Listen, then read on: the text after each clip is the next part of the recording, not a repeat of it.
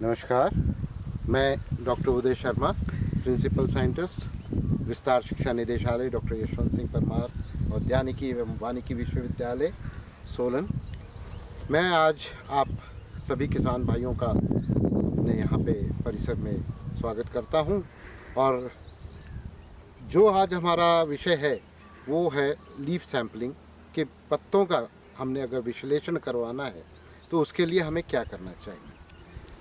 जहाँ तक आप खुराक की बात करते हैं, हम खाद डाल रहे हैं, हम और देसी खादें भी डालते हैं उसके अंदर, और तरह तरह के पोषक तत्वों को हम पौधे के अंदर डालते हैं। लेकिन पोषण के लिए क्या चीज़ ज़रूरी है वो हमें ध्यान देना पड़ता है।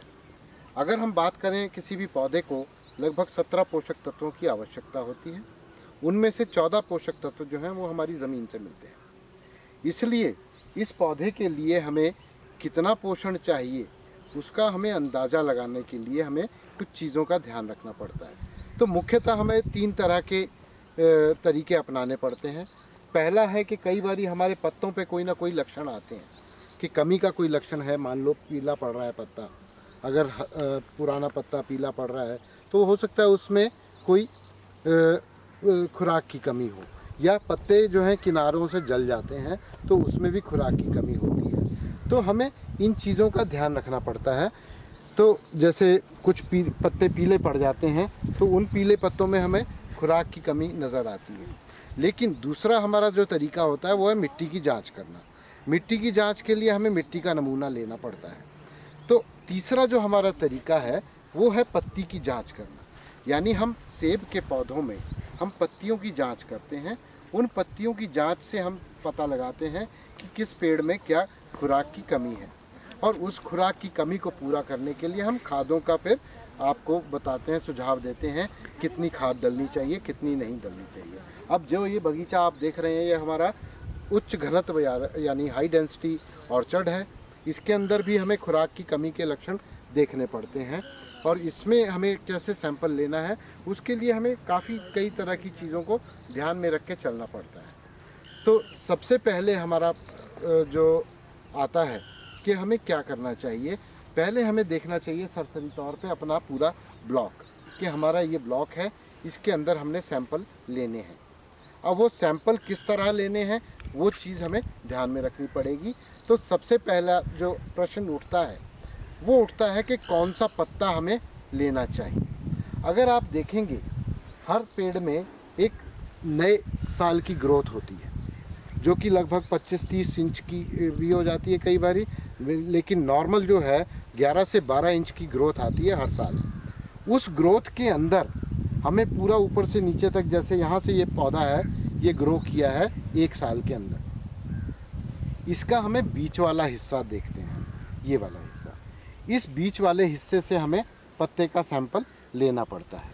अगर हम देखें सैंपल, तो सैंपल लेने के लिए हमें सबसे पहले ग्रोथ देखी, ग्रोथ के बाद बीच वाला हिस्सा देखा। बीच वाले हिस्से में जो पूरा खुला हुआ पत्ता है, जो पूरा बढ़ चुका है, पत्ता पूरा खुल चुका है, उस पत्ते को हम डंडी समेत ऐसे तोड़ लेते हैं। तो यानी ये पत्ता भी आ गया और इसकी ये डंडी भी आ गई। ये हमारा पहला सैंपल है। इसी तरह फिर हम पेड़ के दूसरे किनारे पे जाते हैं। उस किनारे पे भी हमें जो ग्रोथ हुई है उसके बीच वाला हिस्सा देखना पड़ता है। उसके बीच वाले हिस्से से हमें सैंपल डंडी समेत लेना है। तो पौधे के चारों तरफ से हमने एक सैंपल ले लिया। इसी तरह हम दूसरे पौधे पे जाएंगे। दूसरे पौधे पे जाके हम देखेंगे, ये जैसे करंट सीजन ग्रोथ जिसको हम बोलते हैं, पिछले साल की ग्रोथ है, उसमें से सबसे ज़्यादा खुला हुआ पत्ता जो है उसको ले लिया जाता है। करते करते हम सारे पेड़ों से पत्ते इकट्ठे करते जाते हैं। अब ये जैसे पूरा खुला हुआ पत्ता है, इसको ले लेंगे। इसको लेने के बाद हम सारे बगीचे में घूमेंगे और लगभग 80 से 100 पत्ते हम सैंपल के इकट्ठे करते हैं। अब दूसरा प्रश्न होता है कब करने हैं इकट्ठे।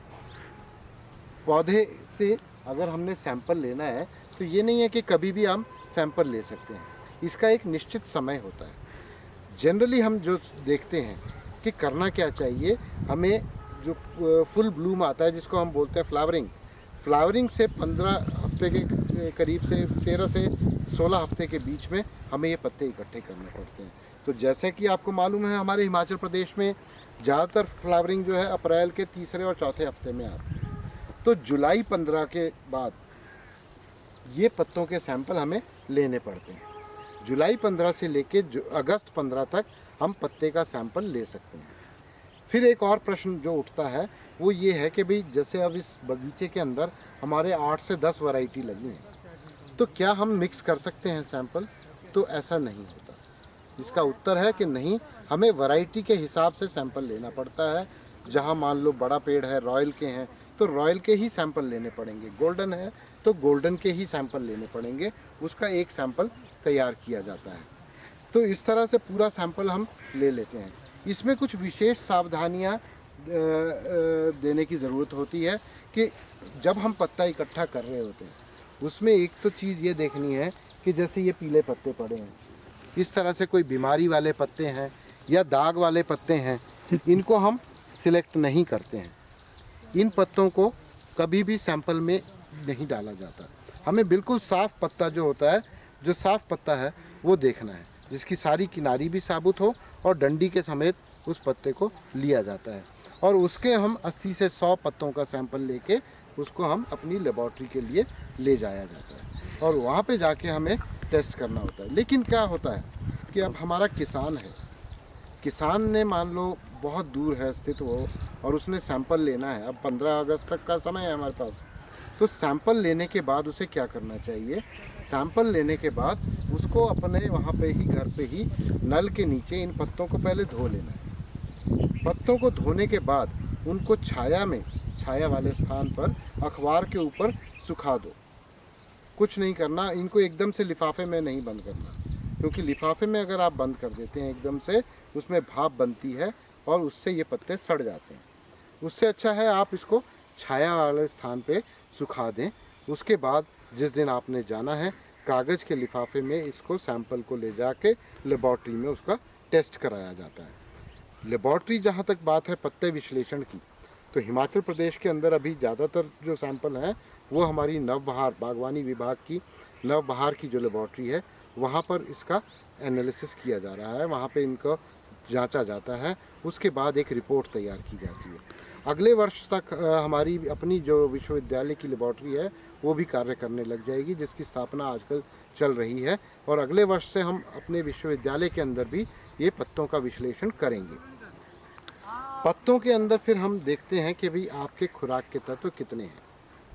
उन खुराक के तत्वों की मात्रा के आधार पर हम ये निष्कर्ष निकालते हैं कि कौन सा तत्व आपकी इसमें बगीचे में जिसकी कमी है उसको जांचा जाता है और उसके हिसाब से फिर आपको खाद के बारे में बताया जाता है कि अगर कमी है तो ये खाद डालें। परंतु होता क्या है कि कई बार हमारे पौधों के अंदर ये तत्व जो है बहुत आयत में होते हैं, ज़्यादा मात्रा में होते हैं और हमें खाद का उपयोग कम करना पड़ता है। तो उसकी ओर भी हमें ध्यान देना पड़ता है, क्योंकि ख़ास तौर पे ये जो हमारे हाई डेंसिटी ऑर्चर्ड हैं, अब इसमें हम क्या बोलते हैं कि हमारा ज़्यादा से ज़्यादा इसमें लाइट पड़नी चाहिए। दूसरा, ग्रोथ जो है उसको थोड़ा चेक करना है हमें। तो अगर आप इसमें यूरिया या कोई और खाद डालते रहेंगे तो ये पौधा ग्रोथ की तरफ जाएगा। हमें इन हाई डेंसिटी पौधों में ग्रोथ ज़्यादा नहीं चाहिए, हमें स्पर की फॉर्मेशन चाहिए जहाँ पे फ्रूट ज़्यादा से ज़्यादा लगे।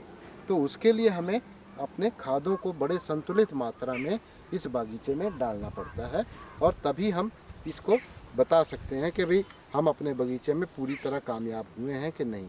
तो इसके लिए हम सभी बागवान भाइयों से प्रार्थना करते हैं कि आप अपने अपने बगीचों का सैंपल जो है उसको नज़दीकी अपनी जो प्रयोगशाला है वहाँ पहुँचाएँ, वहाँ इसकी जांच कराएं, क्योंकि पत्ता जो है वो हर पौधे की खुराक का एक सेंटर लेबॉर्ट्री है। इस पत्ते के अंदर हमें सब पता लग जाता है कि पौधे में कितनी खुराक पहुँच रही है।